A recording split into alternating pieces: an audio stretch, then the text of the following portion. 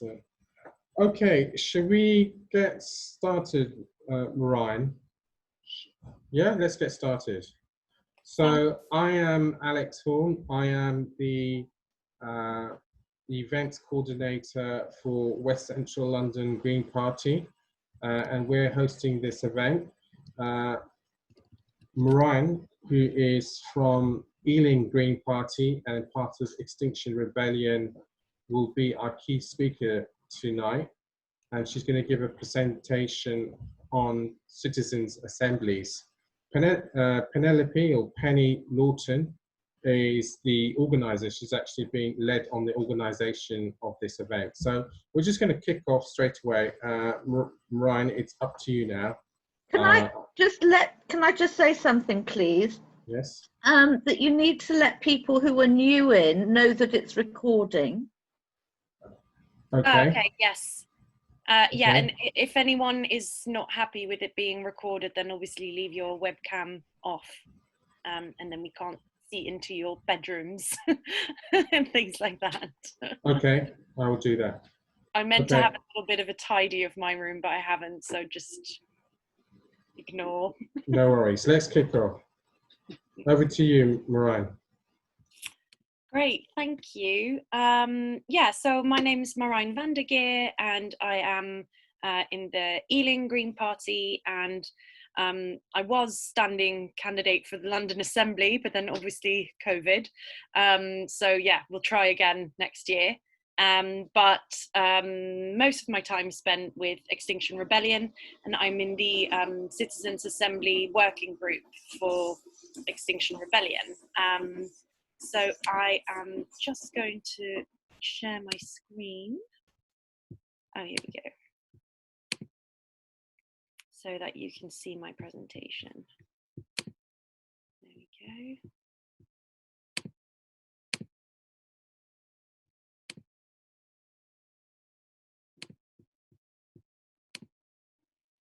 There we are. Great, I'm just going to close my door because it's very loud.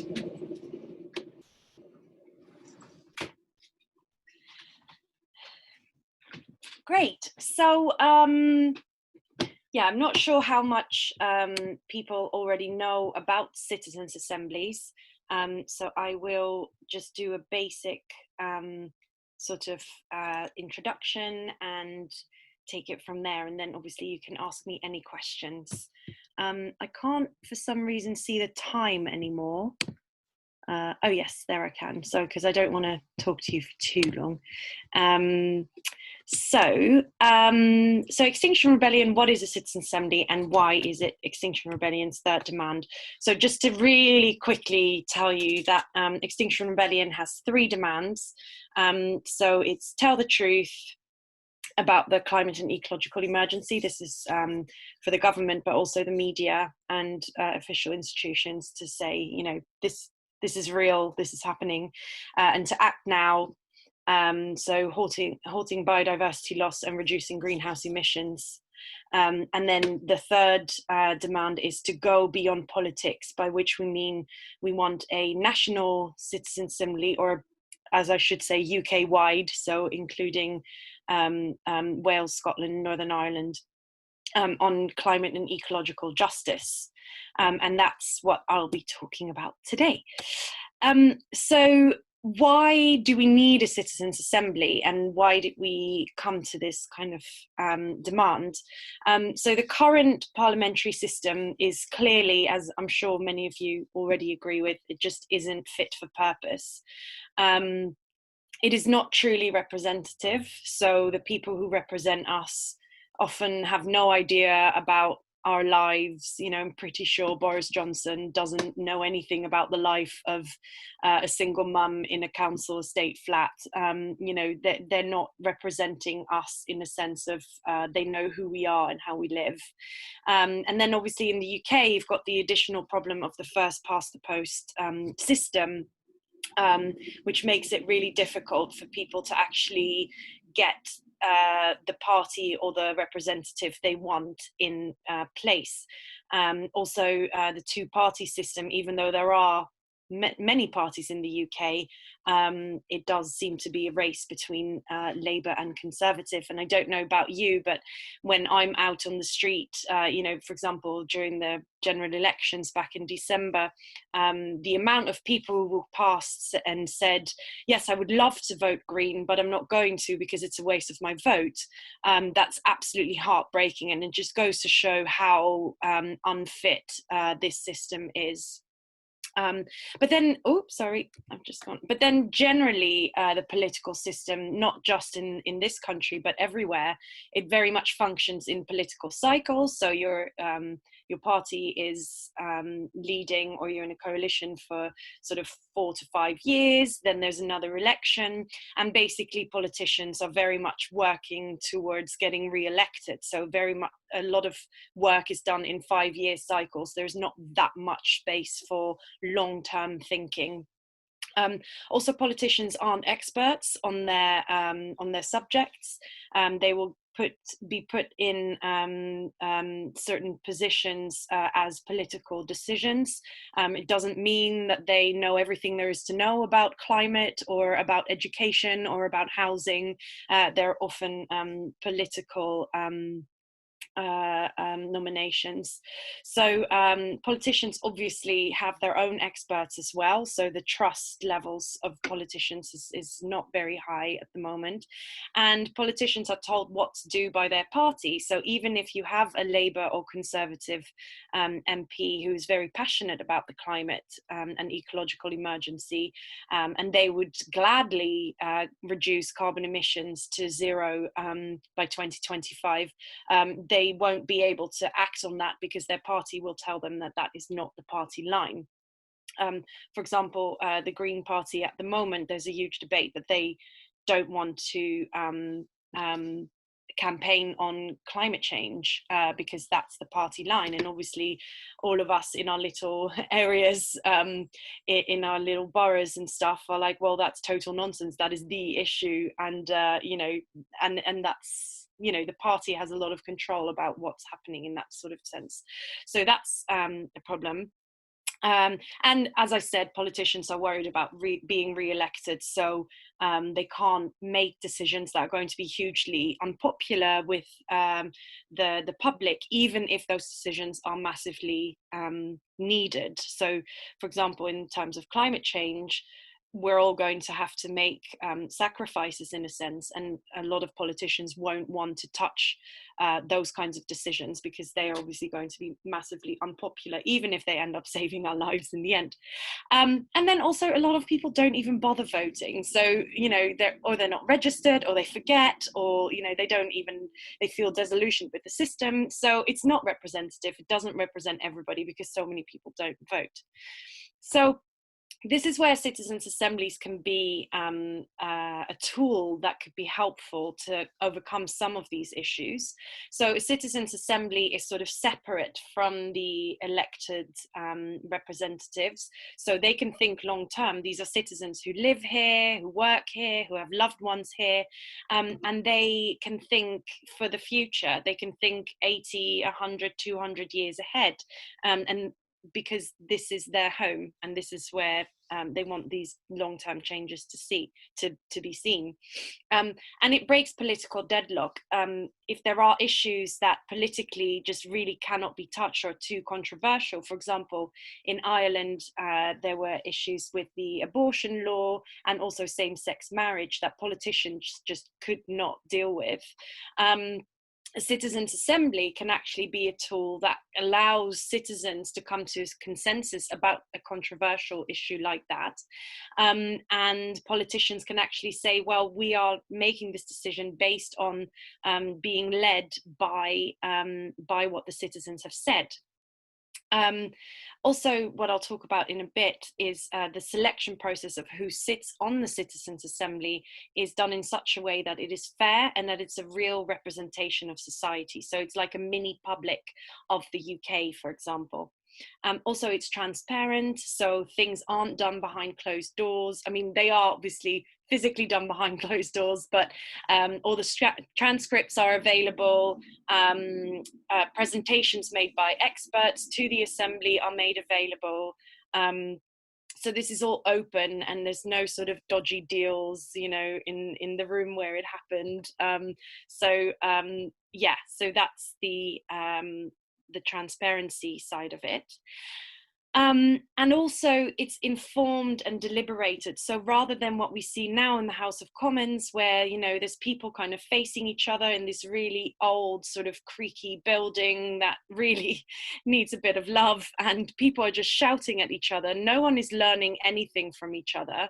No one is taking on board what the other person is saying and understanding their point of view or where they're coming from. It's just a lot of shouting. That is the opposite of a citizens' assembly. A citizens' assembly, the conversations are facilitated by expert facilitators. So everybody has a chance to say their bit. Everybody has the opportunity to listen, to learn from each other, to really understand why someone has a particular point of view and where that's coming from, and kind of really digging deep into the nitty-gritty of that and understanding how you can then deal with that. And then, yeah, it's democracy in action. So in other words, there will be a report with recommendations, which then goes to the government. So just to briefly talk you through the process. So actually there's a step before this. So how it would work is that the government would say, okay, fine, yes, we'll have a citizens' assembly. So then they put out a tender where independent organizations who are experienced with running citizens' assemblies can pitch to run it, and then the government would select a company or several organizations to run it. And then that organization would go through the what we call the sortition process. So I always kind of think in my head of, you know, a big mail room where they're like sorting everything really rapidly, and it's kind of you know, they'll send out for example, if you want 100 people, they'll probably send out about 50,000 invitations to randomly selected people, and say, you know, congratulations, you've been selected to take part in this citizens' assembly. The dates will be X, Y, and Z. Would you be able to attend? And then they create a sample based on the replies and the responses that they get, and there'll be several categories such as gender, age, economic background, physical location, where in the UK they are, yeah, ethnicity, all those kinds of things. And for example, in Climate Assembly UK, which I'll talk about in a bit, they also asked people about how much they did or didn't care about climate change. So that was actually also a category in their selection process. So then they have this sample of people from around the UK, and that becomes the Citizens' Assembly.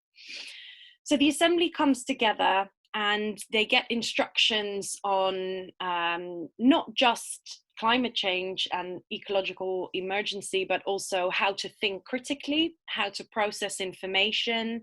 They'll get instructions on how to conduct their deliberation with each other. So how to be respectful, how to listen, and all those kinds of things. And then they have numerous experts who come in and talk to them about various aspects of on the subject. So in this case, climate change. They'll hear from climate change experts, stakeholders. So for example, people in green energy, people in more conventional fossil fuel energy, all sorts of different aspects. And then as Extinction Rebellion, we would also really recommend inviting rights holders, which are people already affected by climate change, for example. So you could, for example, the village in Wales that has now been decommissioned because of coastal erosion, you could, for example, invite one of them and get them to speak about how this has already affected their life. That would be a rights holder.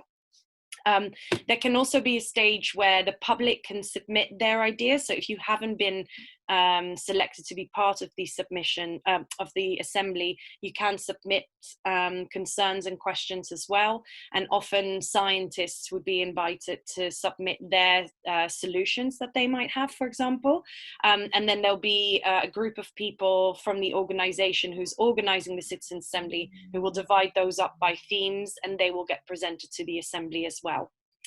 And then throughout this whole process, as I explained, it's a facilitated deliberation. So I've been part of some of these facilitated deliberations just as like a small assembly, so not necessarily the whole thing, but where you have a facilitator who's helping you keep the conversation on topic, making sure that people who are, loudmouths, that they don't constantly that they aren't constantly talking, but that everybody has the opportunity. For example, if you're more introvert, or maybe your English isn't quite as good, that you have the opportunity to have your say as well. From there, there'll be a draft and vote on recommendations, from which a report will be on which a report will be based, and that report would then go to the government, where it gets debated and implemented. So that, in a nutshell, is the process. There's obviously little bits in between as well, which I'm happy to talk about after, but I don't want to keep you too long. So a lot of people ask us, so the Citizens Assembly Working Group, we've got a local council that's declared a climate emergency, and we want them to have a citizens assembly on this, and I think that's a really great idea. And I think deliberative democracy, where people are really able to talk to each other and ordinary citizens can be involved, should definitely be encouraged. But I think as Extinction Rebellion at the moment, we are really advocating for this national UK-wide citizens assembly, because we really believe that there are certain issues, as we're in an emergency, that need to be addressed sort of at the UK-wide level. So, for example, if you're talking about the big changes that need to be made, so laws on emissions, laws on protecting wildlife, agricultural reform, transport and travel, all those kinds of things, those are not going to be changed on the local borough level or local council level. Those are all things that need to be dealt with on a national level, on a UK-wide level. So it's for that reason that we think, we are focusing our efforts on a national or UK-wide one. And again, also in the international arena, we need change globally. There's no point just us in the UK changing. All the countries all over the world need to make drastic changes. So the national government is the one that communicates to other governments in other countries. It's not the local council that goes to, the local council in a village in France somewhere and says, hey, we're doing this. Although, I'm sure that does happen, but we do need to push for change at the international level, the UN, the EU, and other global alliances, and that's where we need it to be on the UK-wide level. And also, it's about power. So if you're up against companies like EDF, Shell, the car industry, the tech industry, there's no way that your local council can be telling them to change their emissions or pay their taxes or stop building in national parks and things like that. That again has to come from the power of sadly the power of Westminster. And so, but that again is not to say that we in any way want to curb enthusiasm of people who are keen to set up their own citizens assembly in their own boroughs. And again, if that's something that you're interested in doing, then please do have a chat with me after, and I'd be more than happy to talk about how that can be done. I just really want to explain why we're so keen to be going on this national level rather than a sort of, grassroots up citizens assembly at this stage. Oh, my slideshow keeps disappearing. Okay, so I mentioned just now that there has been a citizens assembly here in the UK. So that's been good, but also disappointing. So this is not the citizens assembly that we in XR have been going out onto the streets for. But then it is a step in the right direction because it is a citizens assembly on climate change. So that is something that we do support. So Climate Assembly UK was set up by 6 select committees, and the select committees are like the committees that kind of observe and hold into account the different governmental departments. So it's business, energy and industrial strategy, it was environmental audit, transport, the treasury, and a few more. Interestingly enough, DEFRA wasn't part of this, so why exactly, we're not sure. So they commissioned it, and they initially had a very small budget, but then they managed to get a bit more funding from other external funders. So they set up this Citizens Assembly. And as a process, as far as a process goes, it was actually really well done. The selection process was really great. They had lots of people in there who actually didn't care about climate change, or who were like, yeah, climate change, you know, I know it's a thing, but, you know, whatever. Which, you know, we think is really good, because that's the reality of the situation, and you do need to hear those people as well.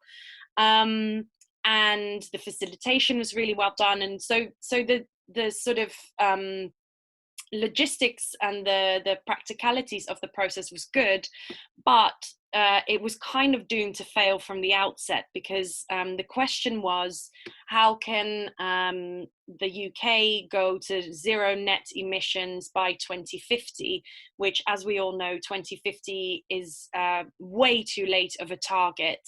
That is essentially, you know, gambling with millions of people's lives.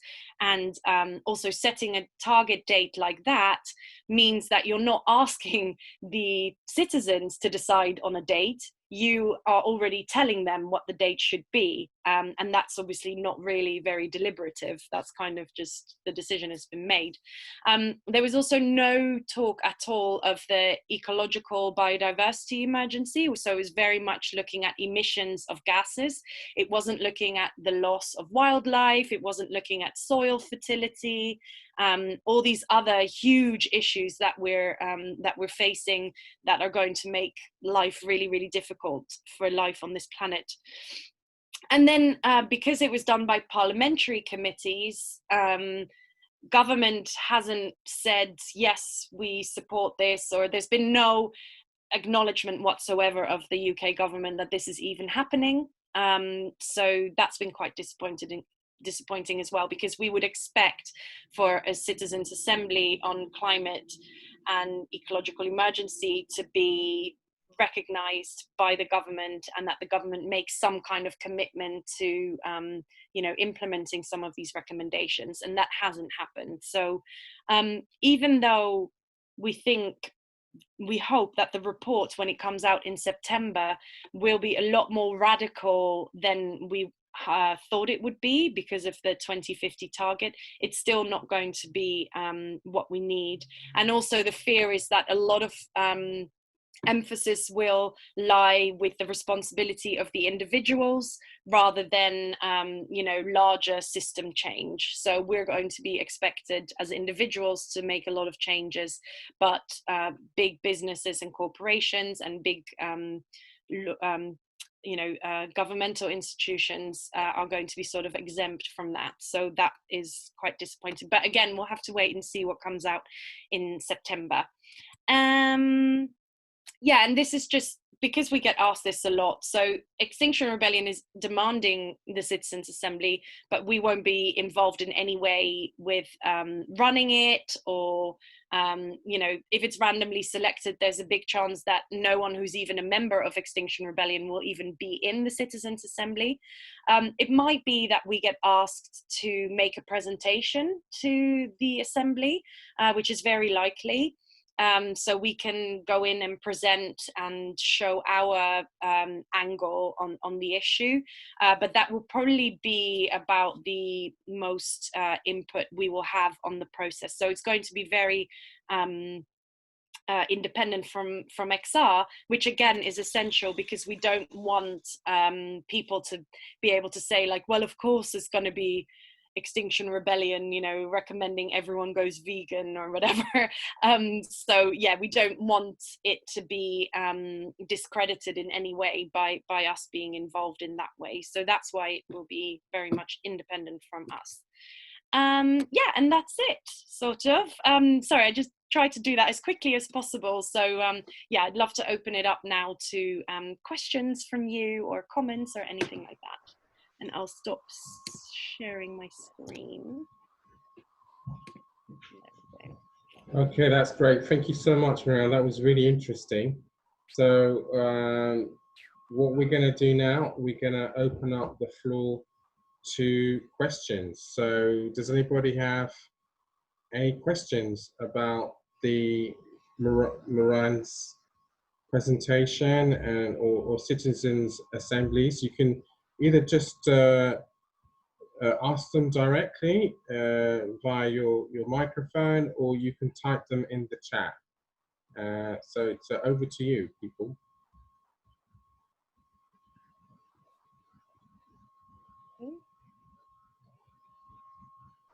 No questions. Does that mean there's no questions? Great. Well, I did a good job then, I think. Okay, Jenny. I don't think I have a question, but I found it so helpful listening to you talk and with the subject matter and what you were saying, because it's not something that I know a lot about, and I've not been particularly involved in green politics. But the reason why I wanted to come to this was to find out more and to see what was happening and how I could relate to it. And it's made so much sense to me, and I really appreciate that.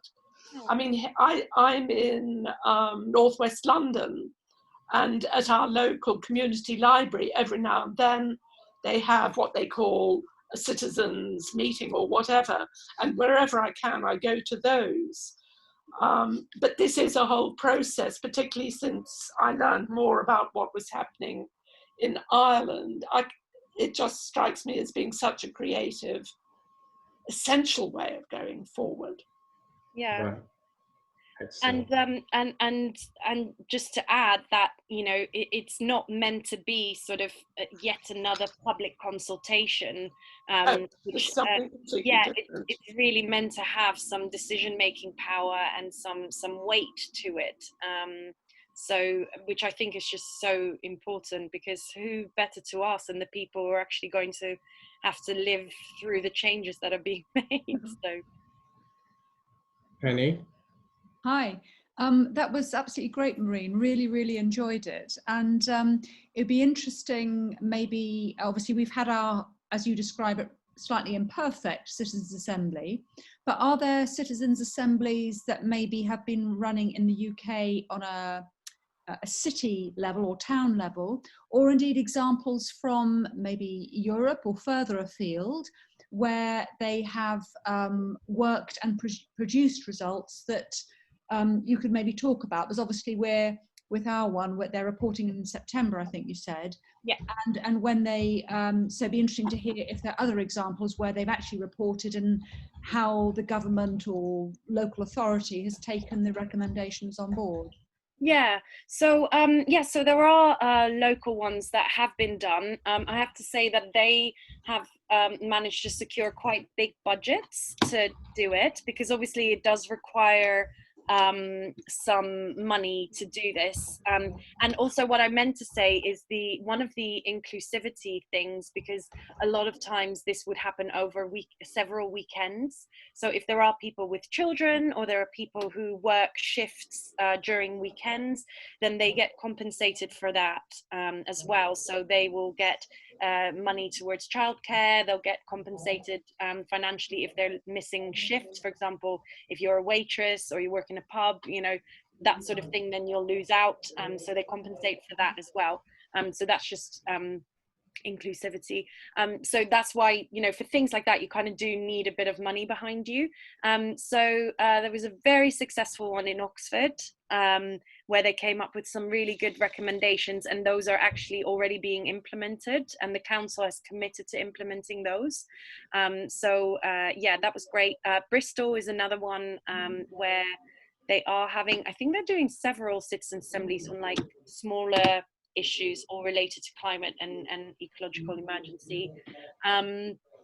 Those are the only ones that I know of off the top of my head, although I think there are other cities who are either in the process of doing them or are thinking about it. And then on a national level, we've just had the report come out from the French Citizens Convention on Climate.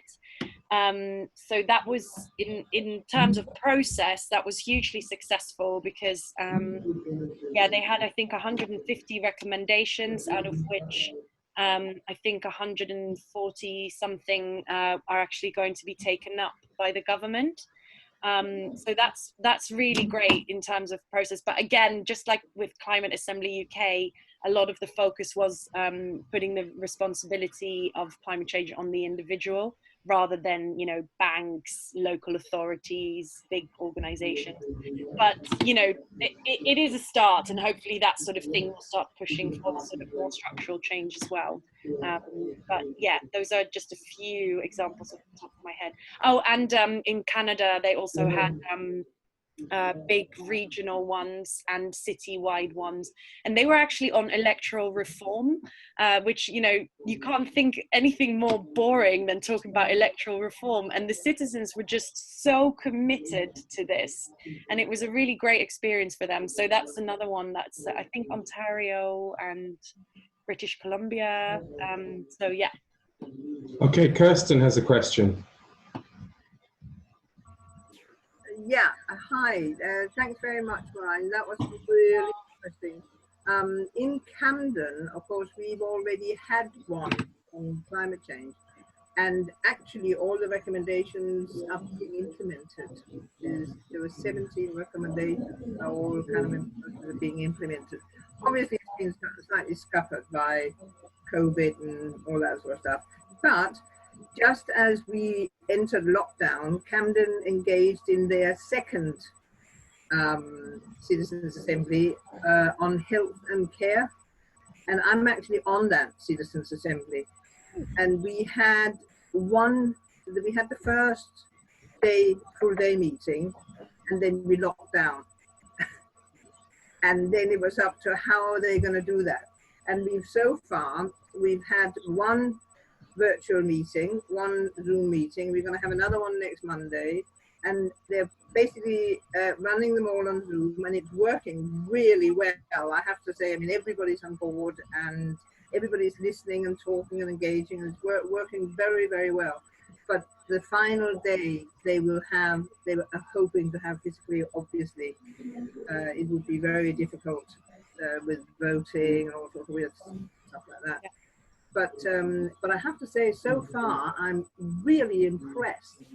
Both of the people who come and talk, the experts and the stakeholders and that sort of thing, and at the engagement of such a wide variety of people, that it's really encouraging and just so attractive as a debating chamber, compared with the sort of ridiculous nonsense we see in the sort of public sphere, like House of Commons or whatever.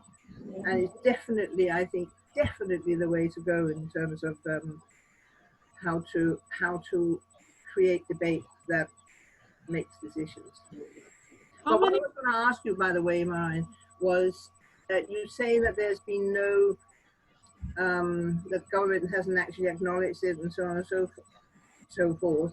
Are you actually doing anything is there any kind of lobbying to put pressure on them? I know it's hard because there's lots of other stuff taking up bandwidth at the moment. Yeah. But what is your strategy with getting them to actually do something?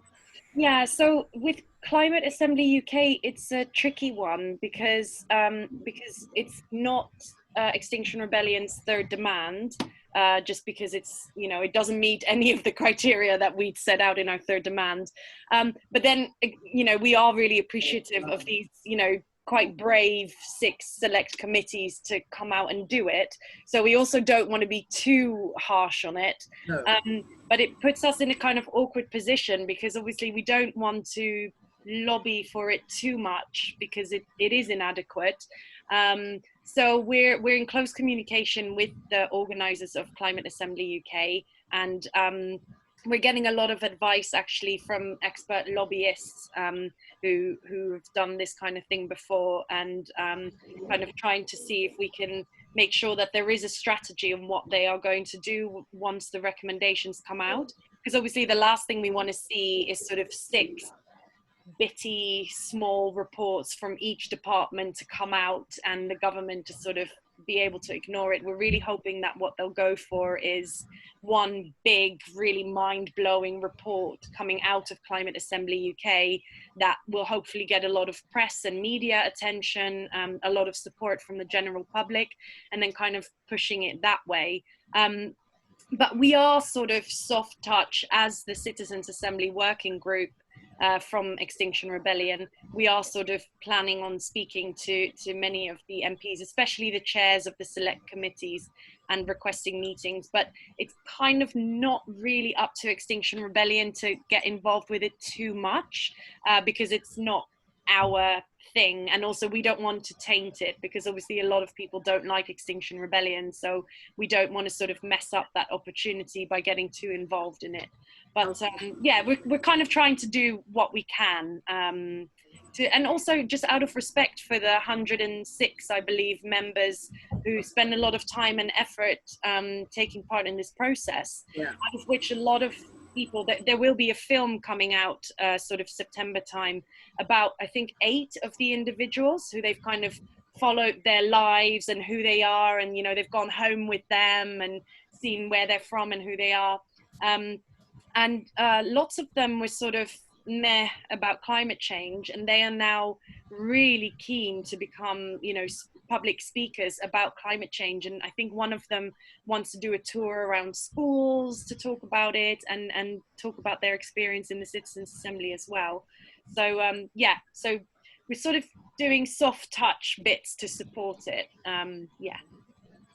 Okay, so there's someone called C. Greenwood who has a question, and he says, thanks, Marijn, really informative. I guess one use of citizens' assemblies is that politicians can say, this is what people really want.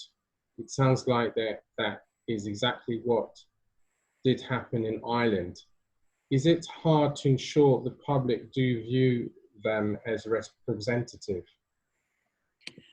Yeah, so I think that's one of the key things, and I think that's why process is so hard. It becomes a bit geeky, citizens' assemblies, because, you know, it's kind of like the unsexy demand of Extinction Rebellion, because we're like, it's the process, trust the process, and it has to be done this way. I think things like the selection process, the sortition process, are hugely important, that's done independently and fairly, and that, you know, the criteria on which people are selected is very transparent. I think the selection process of, for example, the experts who come and present to the assembly, that is all explicitly explained how that is done. And yeah, to get a true buy-in from the public, it has to be properly representative, like as I said, a mini public of the UK. And there are organizations, so for example with Climate Assembly UK, it was the Sortition Foundation who did it, and they're very, very experienced in doing that.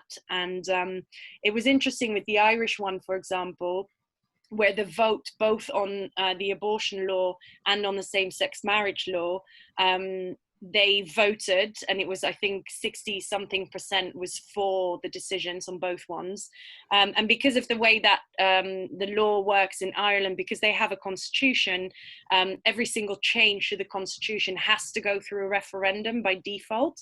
But the results of the referendum, where the whole of the public was so similar to the outcome of the vote in the Citizens' Assembly, that you could really see that the representation, you know, of that group of people compared to the whole of Ireland was so accurate. So yeah, I think if you really communicate the process of how the representative aspect of the assembly is done, then that is actually one of the things that makes citizens' assemblies really popular, because people are like, oh, well, that guy looks like me, talks like me, you know, is similar, like that could be me, and they are there sort of representing me in this assembly. So yeah.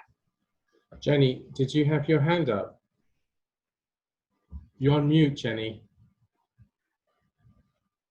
Yes, it was actually a question for Kirsten about how many people were on the Camden Health Citizens Assembly.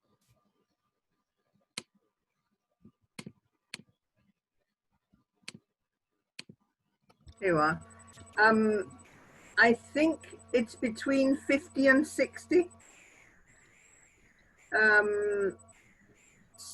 It was quite interesting. I'm not quite sure how they did the sortition, because I believe it's quite an expensive sortition. So I have a feeling that they just sort of, being a council as opposed to a major kind of thing, I think it was a sort of, you could sign up to it or something like that. I mean, they kind of basically just asked people if they wanted to be part of it, but they then made sure that they had a true representation of all the different aspects, because obviously they know the Camden demographic. And it's definitely, everything is represented there. Absolutely every type of Camdenite that I've ever come across is actually there. And it's all signed, and there's British Sign Language, there's screen, everything is kind of typed up on the screen. There's nobody who can't access what's going on. And I think there's about 50 or 60 people there altogether. Yes. Thank you. Could I ask another question? Yes, sure. For, let's say, these green issues and XR, how many people would you envisage being on something like that nationally? Yeah, so we've talked to many deliberative democracy experts, and we've made a kind of model. But again, you know, it's not going to be up to XR, but this would be kind of the suggestion that we would make, is that usually a citizens' assembly is made up of between 100 to 150 people, even if it's nationwide, because that is from experience the best number. If you make it a larger number, it becomes too complicated. But what we thought what experts in the end advised us, you know, we had lots of drawings up and things and brainstorms, and what we think will probably happen is, because, you know, climate and ecological justice is such a huge topic, that it will probably get broken up into themes, which we would recommend the citizens themselves actually set the themes. So, for example, Climate Assembly UK, the themes were set by each of the governmental departments. So there was a energy one and a transport one and a homes one, and they set it. But we would really recommend that citizens themselves get the opportunity to set it. So if you would, for example, have 5 themes, we would then suggest that you have, you know, 100 people per theme. So you would maybe start in an assembly of 500 people from all over the UK. They would then agree on 5 themes, and they would then get split into 100 each, with also opportunity for them to communicate to each other. Because obviously if you're, you know, if one of your themes is, for example, transport, and the other one is agriculture, then they would have to communicate to each other as well. Or if you decide to do, for example, consumption emissions, so those are the emissions that are coming not from the UK itself, but are coming out of countries where we are getting our food and our products from. So a lot of people are like, why should the UK go down? It's all about China. I'm like, yeah, but all our stuff comes from China. So those are actually also our emissions. So they would, for example, if there was a group looking at that, then they would also have to, you know, sort of cross-pollinate with some of the other groups. But that's kind of what we would think would be a sensible way of doing it, but it would be up to the organisation running the Citizens' Assembly in the end. But I think we would submit a paper with these recommendations and say, you know, we've had some time to think about this. We think this would be a good way of doing it, but then it's kind of out of our hands, which is probably a good thing because, you know, to make it as fair as possible without too much XR influence in there. Okay, Penny. Hi. One thought that I had was, it was really interesting when you were talking about there's the national assemblies, there's the international connections, there's local things. Given that our current government is very unlikely to commission a citizens' assembly, and given that we don't want to, well, I assume people on this meeting don't want to lose any more time, is there, it's a sense of maybe getting critical mass? And obviously if you have Oxford and then Bristol, if other cities were going to do it, and there would be a huge amount of clout if, for example, the Mayor of Manchester or the Mayor of Liverpool or indeed London sponsored them, or indeed linked together and say, we are going to do our citizens' assemblies, but we want them to maybe not coordinate, but to have to be done simultaneously. Because if that was happening, that would surely put a lot of pressure on the government. And it's a bit of an expensive lobbying exercise, but you'd get a huge amount of publicity if Manchester, London, maybe Edinburgh or Glasgow, or maybe the whole of Scotland said, okay, we're going to do a citizens' assembly. We need to, if the national government won't act, we need to do something. Has XR, is that anything that XR knows about, or would it be worthwhile doing? Yeah, so that's a really, really good point, and I'm really glad you brought that up, because so in Wales, in Scotland and in Wales, they're basically just way ahead of us. So XR Wales are already in very close conversations with Parliament there and Senedd about a citizens' assembly. They are in fact running a citizens' assembly about future generations. So that will of course also include climate change. And then they're going to do a similar thing in Scotland. There's actually already a citizens' assembly happening in Scotland right now, just about more general things in Scotland. And then they are also going to have a climate and ecological justice citizen assembly in Scotland as well. So those kind of regional, so that's why I keep having to correct myself, because I'm talking about national, but it's UK wide, because obviously Wales and Scotland are kind of already doing their thing, and it's in England that we're all just sort of so, but it would still be great, seeing as lots of laws, policies are created on a UK wide level, that we still do need that. But yeah, absolutely, I agree. I think we need to really encourage these processes to be taking place all over the UK, and also that's why, you know, we've kind of since the December election results and everything kind of going a little bit downhill since then, we have become more supportive of Climate Assembly UK as well, because even though, you know, to be fair, it's a bit shit, but it's better than nothing. And you know, and we are sort of thinking, if we can make this Climate Assembly UK quite a successful thing, then what would that kind of make MPs less scared of it and maybe more interested? So I think, yeah, all of those things you mentioned, Penny, are all things that we need to be looking at. Sort of from a XR UK perspective, our group is sort of going to remain focused on the UK wide level, but I think in the regions it is developing, and it is sort of happening, and you can feel that people are really keen to have their own local processes, which I you know, all I can do is really encourage that, and we're trying to support them as much as we can. So yeah. So Marijn, I got Vivian. I got a question. I will come to you, Vivian, in a minute. I've got two questions. What would the legal framework be for citizens' assemblies, and how do they actually assemble? Is it online, or do they actually assemble in a room, or how does that happen? Yeah.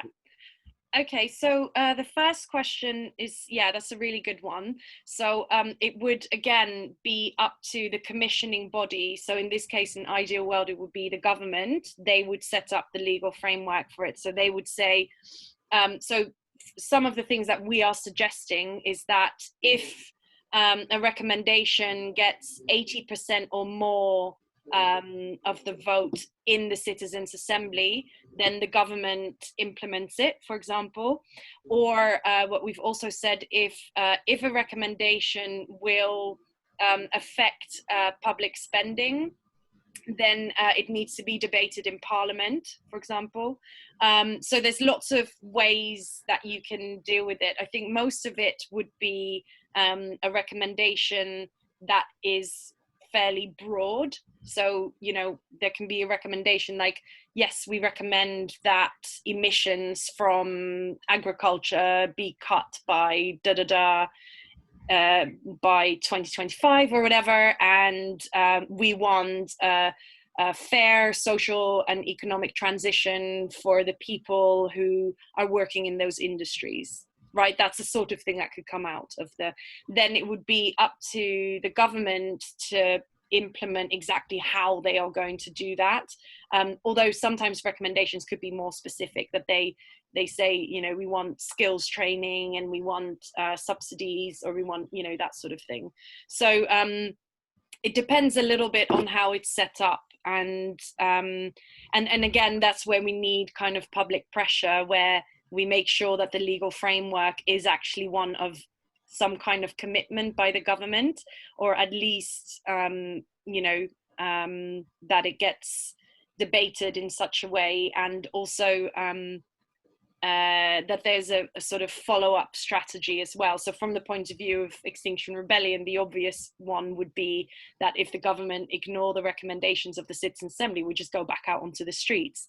But in an ideal world, we would have, you know, we would also have other ways of putting that pressure on. So that's why it's so important to have the media reporting on it, also to have sort of high-profile individuals like openly supporting this, and other organizations as well. Then the second question was about where this takes place. So in the old world, before COVID, people would gather. So for example, Climate Assembly UK was in a big, nice hotel in Birmingham, where the citizens are, you know, they get a stipend for getting to Birmingham from all over the UK. They get put up in a nice, comfortable room. They're really trying to make it, because it's quite a big sacrifice and it's exhausting, as I'm sure Kirsten will attest to, that it's quite exhausting to be thrown lots of information and having to then engage with that information, and talking to people, and, you know, coming up with solutions and suggestions. So yeah, so it's usually in a big room with round tables where you kind of get set up, and they rotate the tables as well, and each table will have a facilitator to make sure that the conversation, as I said, runs smoothly and fairly. And then, you know, they get breaks, and they'll stay in the hotel sort of from the Friday night probably, and then go home on the Sunday afternoon or on the Monday morning, and yeah, that's all paid for, and things like that. So that's why things like a national or a UK-wide Citizen Assembly will be fairly costly. Right. But obviously, the last weekend of Climate Assembly UK, for example, ended up being online. Is that a solution then, to have it online? You know, opinions about that are so divided, and when I listen to the pros and the cons, I mean, I get swayed either way all the time, because obviously the online aspect is that it's much more inclusive, people who can't leave their homes, you know, people who you know, if you're like, oh, well, you get compensation for childcare, but what if you have a child that really can't be left alone, you know, that sort of thing. And then at least you can be on Zoom and sort of have the child next to you. And but then there's a lot of argument that you miss that interaction, you miss that sort of trust that you build up with the people of the assembly. There's often emotional things that get discussed, and you just don't have that same kind of connection with people. But then people argue, yeah, but you know, I'm talking to you on Zoom right now and we are connecting up to a certain level. So yeah, I mean, that's a really tough one, and I'm not sure what what my opinion on that is, to be honest. It's Perhaps both. It's yeah, you could always have, you know, sort of presentations online, but then when you have the actual deliberation that you then agree for people to come and meet in person or something like that, I'm not sure. I mean, are we living in a world where we're never going to be meeting up in big groups again? I mean, who knows? I'm not sure. But it's interesting that it has been done, and it was, I think generally people found the experience quite good online. So yeah, who knows? Okay, great. So any questions from the participants? Penny? Oh, sorry, was it Jenny first? Jenny? I think it was just the question of whether you meet in person or on Zoom. One of the things about, let's say, if you meet for an extended time, there's all the informal discussions that go on between people, which, yeah, you know, which you can't really do on Zoom in the same way. Sure. You know, and just the sheer physicality of meeting people and the physical space that you inhabit or going off in twos and threes. Those sorts of situations actually are incredibly important to Sure. go along with it.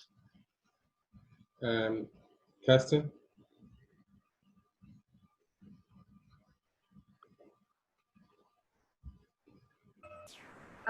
Well, actually, you can do that. I mean, on the Citizens Assembly that's currently running in Camden, they do breakout rooms so that, you know, you do get randomly selected to go into various breakout rooms of 3 or 4 people with a facilitator. So that can take place. But actually, recently, I took part in a seminar from the University of Lund, I think it was, in Sweden. And they used a new platform, which I think is a Firefox platform. It's a Mozilla job. And it was absolutely fascinating. They had the seminar and everything, whatever. And then when they wanted you to socialize and get to know everybody else and so on and so forth, they had like a cafe, like a virtual cafe. It was like a video game, and you went into this cafe and you chose your avatar, and then you could move your avatar around this cafe, and as you moved towards other people, their voices became louder, so you could start hearing what they were saying, and they could hear you, but you couldn't hear the other people in the cafe. And then you could move off, and it was absolutely, I thought, this is awesome. What's it called, Kirsten? It's Firefox. Yeah, it's Firefox. It's you know, Mozilla. Yeah, I do. Their thing. It's one of their platforms. I can't remember what it's called. I can let you know because I was so gobsmacked that I wrote it down, but I can't find it right now. But I'll let you know. So I think it's just a question of time before we actually manage to create a virtual world which has exactly the same facilities than that real life world has. And you know, something interesting I'm finding as well, and that is that people are actually engaging more online because they are not, their personal space isn't being invaded. You know what I mean? There are quite a few people who don't speak up a lot in a physical environment who feel more secure in speaking up in the comfort of their own bedroom or wherever they are. So it has advantages as well. So interesting. Yeah. Penny? Absolutely fascinating. Yeah, I think it's really interesting what you say, Kirsten, because I suspect it's the in terms of technology, it's regular video conferencing, meeting some of the, maybe it's some of the gaming technologies. Yeah. So I think that's a very interesting development. And I'd love to attend something like that, see how it works. Me too. But I suppose my I don't know, it's not a concluding comment and I don't want it to sound that way, but what I'm really interested in is what I can do personally to really to thinking about all the amazing things that we've learnt this evening, and what I can do personally, both to support the UK Citizens Assembly that's reporting in September, and in terms of playing a role in, you said, it's great for, for famous people and great lobbyists and people who've got a profile if they get involved in promoting. But whether there's, I think it's great top down, but also as a bottom up thing, what we can do as individuals or as part of the groups that we belong to, and obviously Alex and Mia and the West Central London Green Party, and whether there's anything that we can do collectively to write as groups to our MPs or to our councillors, just to let them know that this is on our radar and it should be on your radar as well. And if we around this particular table did something like that, but is there any awareness raising that can happen between now at the middle of July and the beginning of September to gear people up like us to start writing those emails at the beginning of September, and so that our local councillors, our MPs, our representatives on the London Assembly, they're bombarded with people saying, you've got to listen to this. It's not perfect, but it's we want progress and we want it very soon. And yeah. I've got no kind of lobbying skills or ways of pulling people together, but it would be great if there was some critical mass that we could collectively build up between now and the beginning of September. Yeah, definitely. I think the best thing to do is definitely write to your MP and say, look, do you know about citizens' assemblies? If not, I will tell you about citizens' assemblies and why they're great. I think also another thing that helps is write to some of the select committee chairs as well. So find out who they are. I have a list of them somewhere, but I'll have to email it to you guys. I don't know where all my stuff is. And that's what we're going to be doing as well. And then also what's very exciting is that there is now a proposal for a private members bill, which was written by a few of us in the Citizen Assembly working group, but also just experts who are not involved in XR. And we're trying to sort of build an alliance around it so that it's not just an Extinction Rebellion thing, but that it is an alliance bill for everyone who basically cares about life on Earth to sign. And that also really stipulates the need for a citizens' assembly to come with solutions on climate and ecological justice. And I believe that Caroline Lucas might be interested in putting it forward, but that is totally off the record and unconfirmed. But yeah, it would be great if she could, obviously. And so that can be, and I've just pasted the link to that in the chat here. And obviously that could be something that you could ask your MP to support, and ask people in general to ask their MPs to support. So I think, bringing up even just the mention of the word citizens' assembly, lots of people have never even heard of it, which is completely fair enough because it's not that mainstream yet, although it's getting more and more momentum. So that when things like this bill get pushed, that MPs are like, oh, I've heard this word citizens' assembly already. you know, I know what it is. So that would be really useful. I mean, the bill hasn't been officially launched yet, because again, we're trying to get some heavyweight people kind of behind it. But I think you would probably find it interesting to have a read through it now already. I'll also share the executive summary and the briefing with you as well, just so you can have a little look at, you know, the kind of stuff that we've been working on. Penny, did you have something you wanted to say? You're on mute. Yeah, thank you. I suppose presumably XR will be doing stuff on Twitter and Instagram come the sorry, will you be doing something on social media around about the time of this report, just to alert people that it's coming out, even whilst pointing out that it's not optimal? Yeah. Because again, you've got a lot of followers. Yeah. Yeah, we will definitely, and we're kind of talking to the Climate Assembly UK guys now, sort of, you know, deciding how to best do this to kind of not damage their because, you know, as much as XR has a lot of supporters, it also has a lot of non-supporters. Yeah. So we obviously don't want to make it too much of an XR thing that it puts people off. But yeah, no, we will definitely, there'll be, I think the best thing about it that will happen is this great filmmaker who is working on it, and I've seen like some clips of his stuff, and it's really, really good, and it really brings home like how normal these people are, and you know, the way that the decisions get made and that journey that they go through, and I think that will hopefully give the most publicity to it. But so far I think the BBC and Channel 4 have said no, which is so sad. You know, it's kind of their job to be bringing forward this kind of stuff, but yeah, hopefully he manages to persuade them.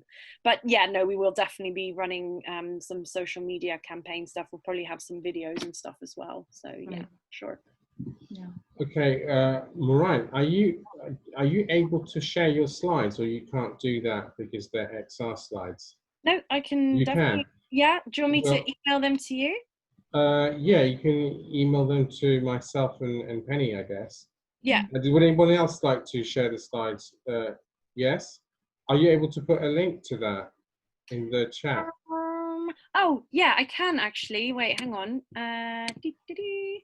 Yeah, because we have our beautiful, we kind of created our own little mini website, especially for the Citizens Assembly, just because, you know, the XR website gets kind of very full with stuff. So yeah, we kind of made a place for,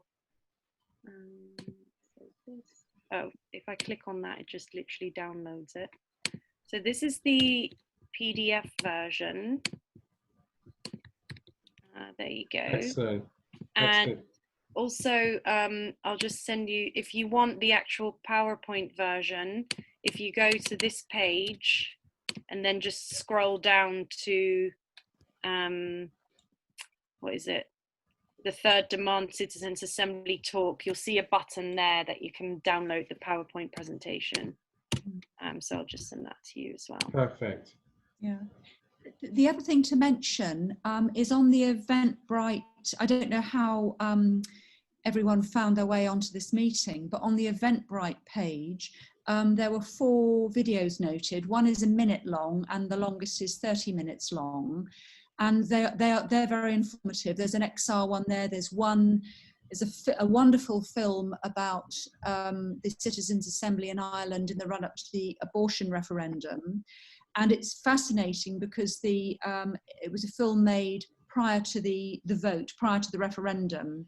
And it's very moving. And there's some great people speaking. And as you said, Marijn, it's ordinary men and women. It's people who are thoughtful. And, you know, I think it was the guy who was the truck driver. He expressed himself brilliantly and thoughtfully about the process and how he found it and what his thoughts were.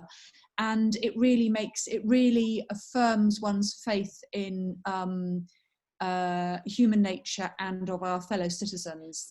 It was a fabulous film.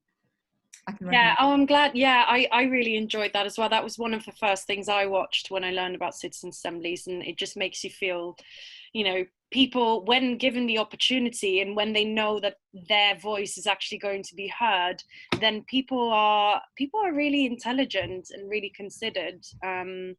You know, people really come out of the woodworks, and it's great. It's great to see. People are so committed to this process. It's really wonderful.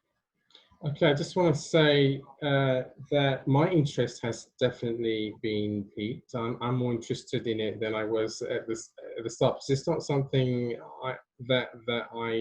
it's something that I heard about, but I didn't really know much about. I'm definitely going to look into it more. And Penny, we will try and post this somehow on social media, this event, so that other people can know more about it as well. But I think that's been a brilliant presentation and event. Thank you very much, Ryan. No, thank you so much for inviting me. Does anybody have anything else they'd like to say? No, thank you very much. Because that's brilliant. Thank you so much. I'm gonna stop recording there. Thank you. No problem, Jenny. No, Thanks for coming along. I'd just like to say that West Central London regularly holds events, and our next event will actually be a physical event. It will be a walk on the 16th of August, and Irvin will be organising it. We haven't got a route yet, but we usually, out of lockdown, do organise walks. We've done canal walks with Camden Green Party, so you're all welcome, of course. Might be a bit far for some of you, but that will be our next event. So I'm going to stop recording there.